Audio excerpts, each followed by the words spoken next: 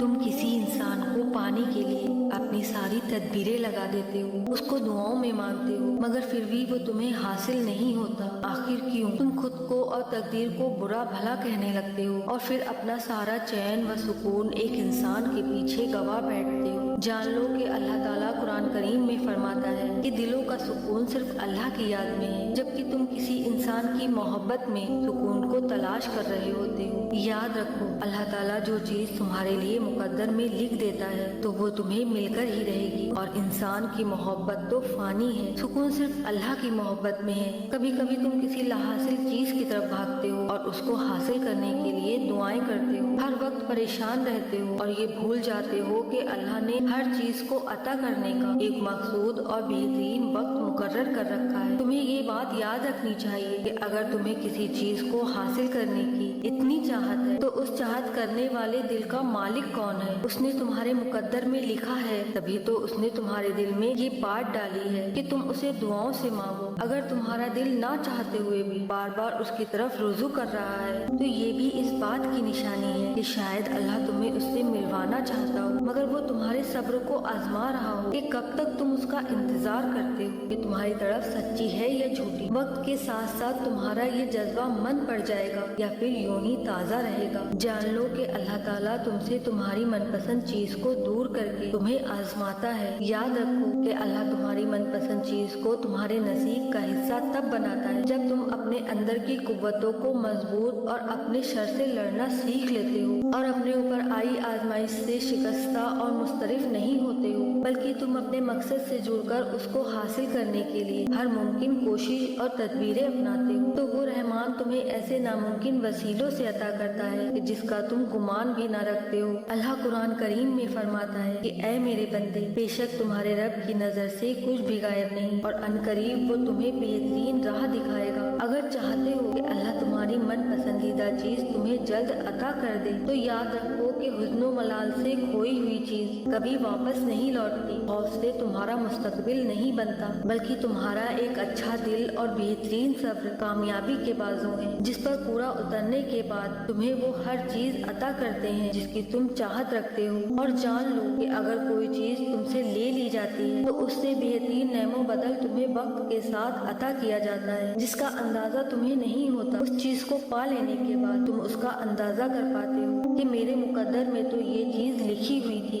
لیکن میں کہیں اور بھٹک رہا تھا۔ یاد رکھو، دعا سے فوراً معاوضے نہیں ہو جاتے، دعائیں آہستہ آہستہ تمہارے لیے اسباب بناتی ہیں اور پھر تمہیں اس مقام تک لے جاتی ہیں جہاں کسی کمی کی گنجائش ہی نہیں رہتی۔ میرا اللہ فرماتا ہے، بے شک تیرا رب دعائیں قبول کرنے والا ہے۔ دیکھو، تمہیں وہ مانگنا ہے جو تمہیں چاہیے، باقی کے انتظامات وہ خود کرے گا۔ دعاؤں سے مقدر بدلنے کا وعدہ خود اللہ رب العزت نے کیا ہے، نہ دیر سے ملتا ہے نہ ہی جلدی، بس اللہ پاک کی رضا کے مطابق ملتا ہے اور پھر بے شمار ملتا ہے۔ تم اللہ کی رضا میں راضی ہو جاتے ہو، بس تھوڑا سا انتظار باقی ہے، تمہاری چاہت کو اللہ کی چاہت بنانے کے لیے، اور اطاعت باقی ہے۔ دعا مانگتے رہو، ٹھیک ہو جائے گا سب، کیونکہ ابھی مشکل کے ساتھ آسانی باقی ہے۔ جانتے ہو، جو محبت تم نے دعاؤں میں مانگی ہے وہ تمہیں مل جائے گی۔ تمہارا من پسند شخص تمہارے نصیب میں لکھ دیا جائے گا، وہ تمہارے مقدر سے بھی اسے جوڑ دے گا انشاءاللہ۔